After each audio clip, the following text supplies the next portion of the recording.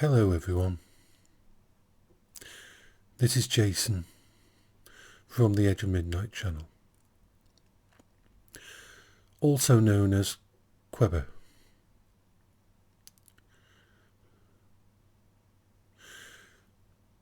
Today I was thinking about Paula, as I always do.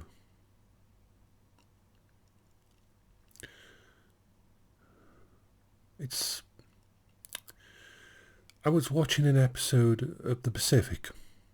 I love that series.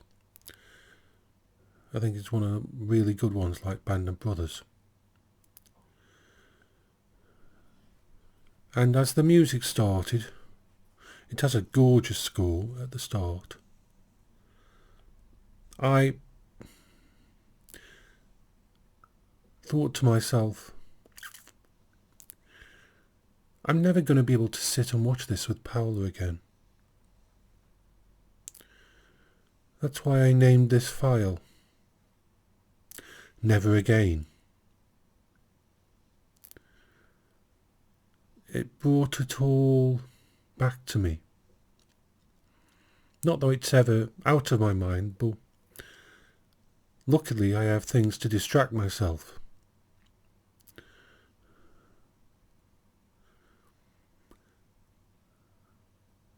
I'll never be able to listen to her laugh or see her smile. I'll never be able to watch her craft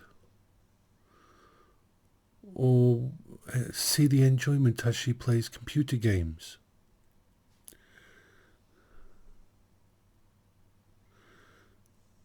I'll never be able to see her joy as I take her out in the wheelchair.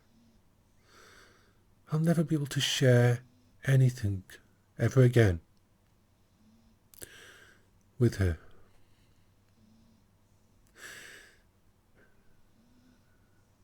If it wasn't for the community, if it wasn't for Reddit, I'd be dead. Well, not quite now, but the plan was in motion. I had done my bucket list, hadn't I? I've wrote about it. Done all that I wanted to. The last thing I was going to do was watch Endgame, which would have been only the third Marvel film I didn't get to watch with Paula. People think, oh, you can get over it, you can move on. No. A lot of people who lose the really special person in their life don't ever move on. They just find ways to cope. The pain doesn't go away.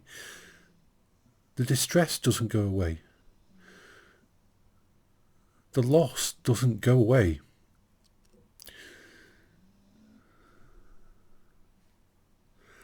I was with Paula for 21 years. And for much of that time I was a carer. We dealt with cancer, we dealt with renal failure, and in the end we dealt with heart attack.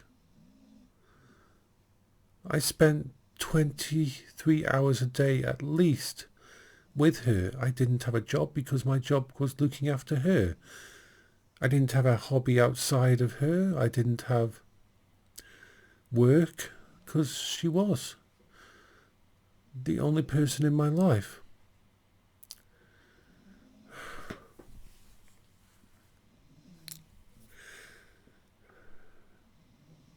She was my best friend. She kept me stable. She knew about my ADHD. She knew about my depression. Even though she was facing so much, she was my rock. And no matter what she was facing, even though she was in pain every single day, she never stopped fighting and she never stopped smiling. The pictures you see are ones that she took in the wheelchair. She'd never let me stop. She'd never let me stop the wheelchair. So every single picture is taken out on the move. The indoor ones were her. She was much better at taking pictures of herself than I was. And then there is her art and her crafting. For a person who had arthritis from 21 years old and muscle wastage in her hands and a fatigue which meant she could only basically function for 15 minutes at a time, maybe 3 or 4 times a day. She was amazing. And to lose someone like that, you don't get over it.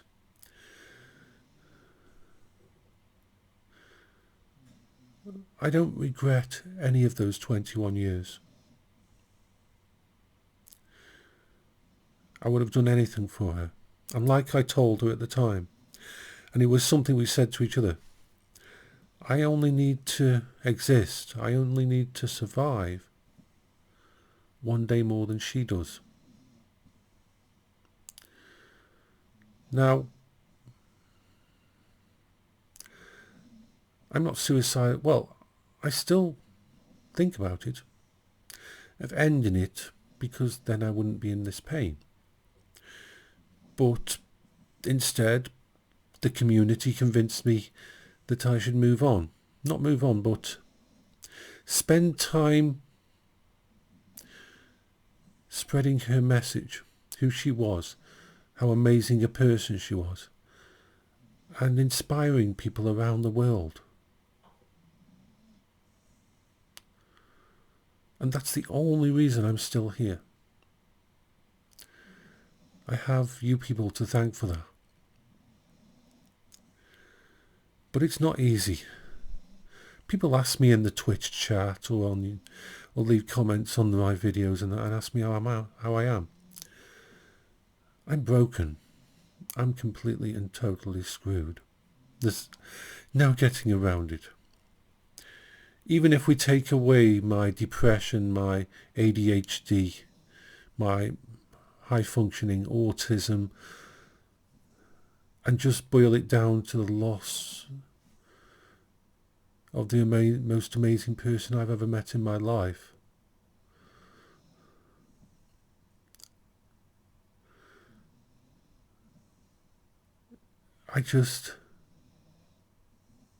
I'm alone. And it's horrible to think about it. I can't stop thinking about it, but it's horrible to think about it, to know that every film that I look at in my room, every box set, every book, and every game on my computer I can't share with her anymore.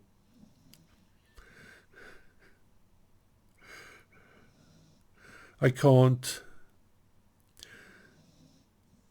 tell her about my Twitch channel. I can't tell her about my YouTube channel.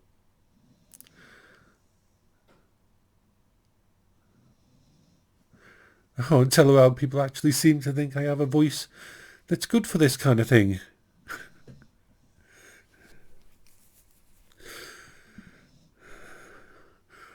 And I'll never see a new piece of artwork that she makes. I'll never have another memory with her.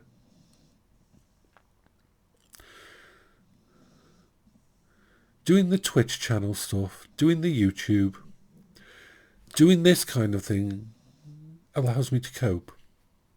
While I'm doing this kind of thing, I'm not alone. While I'm playing the games on Twitch, on stream, while I'm being a silly idiot on games, I'm not alone. And I can distract myself and not think about it. So this is for all those ones who keep asking me how I am.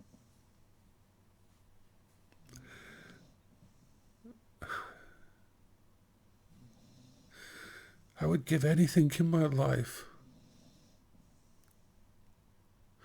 I would do anything to have one more minute with her.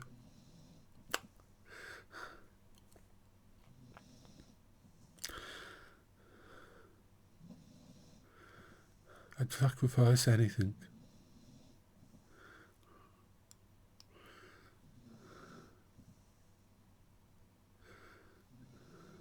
And if I could have taken her place and died instead of her, I would have. The only positive of all this, if we can call it a bloody positive, if she died before knowing that I had bowel cancer. So that's really the positive, isn't it? The positive. Well, actually, there is a few positives. Let's look at the positive sides. Her heart was damaged to the point of it only having 14% functionality. If she hadn't had the 2 cardiac arrests, she would have basically been chair and bed bound for the rest of her life. She probably wouldn't have even been able to go out in the wheelchair.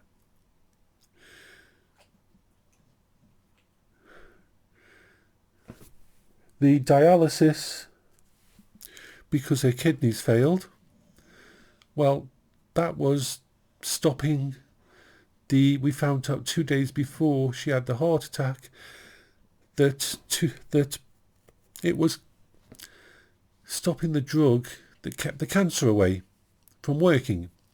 The dialysis was dialysing it out of the system before it could be used. So even if she hadn't had this heart attack, she would have probably been dead by Christmas anyway.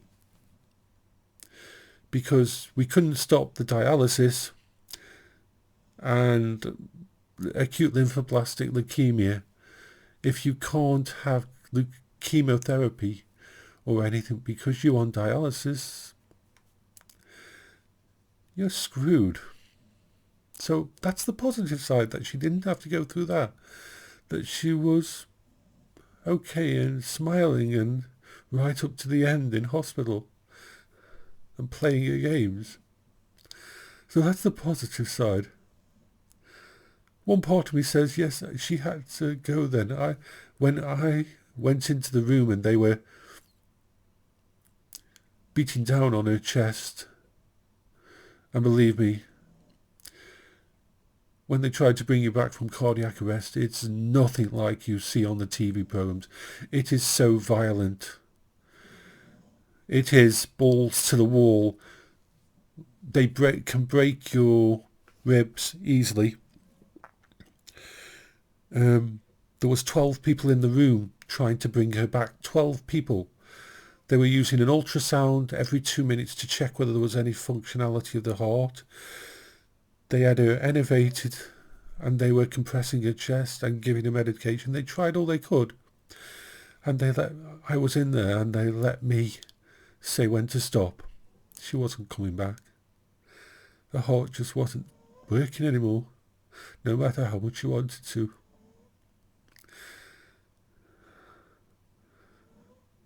It never goes away, the pain. It never gets less. In fact, it gets worse. But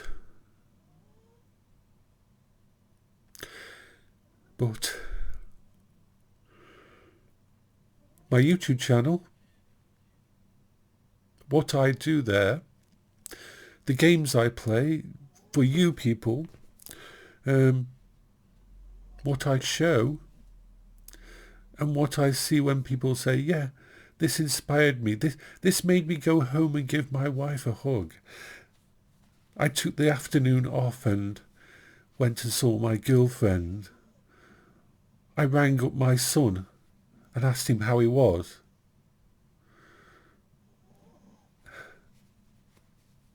That's enough. Because that's what I do now. That's what my purpose is now, to inspire people, to shout at people, to say, realise what really matters. People matter, your friends matter, your family matters. As long as they're good people and you love them, make sure you tell them every bloody day that you love them. Make sure that you spend time with them. Don't worry about money. Don't worry about big extravagant gestures and Valentine's Days and holidays and birthdays. Just give them a hug and sit on the sofa and watch a cheesy movie together. Have a pizza together. Go for a walk together. Ring up your son, ring up your children and say, how are you? Would you like to talk? You know? And kids, ring your parents and say thank you and say how proud you are for how they helped you. You know, because one day, and you won't know when it's coming, and this is the awful truth, one day will be the last day. For all of us. One day will be the last day. Even though Paula was ill in hospital, I didn't expect that day to be the day. I thought she was coming home at the weekend. So if I can just inspire people to, if they've got their health, if they've got, to appreciate the small things, you know, appreciate the little things and just get out there and be with those that you care about and do what you want. Don't let society tell you what's okay. As long as no one gets hurt, just regrets are not worth it in the end, really aren't. So thank you all. I'm just having it's just a down time at the moment. But know that even though I'm feeling like this, I'm a lot better off than I was 15 days ago, 16 days ago, before I started doing the web channel and everything. Before I started doing the broadcasts, I am a hell of a lot better because I had nothing to live for then. So thank you. Thank you for watching. This is Jason for the Edge of Midnight channel, saying goodbye for now. And I hope you're all having a good day.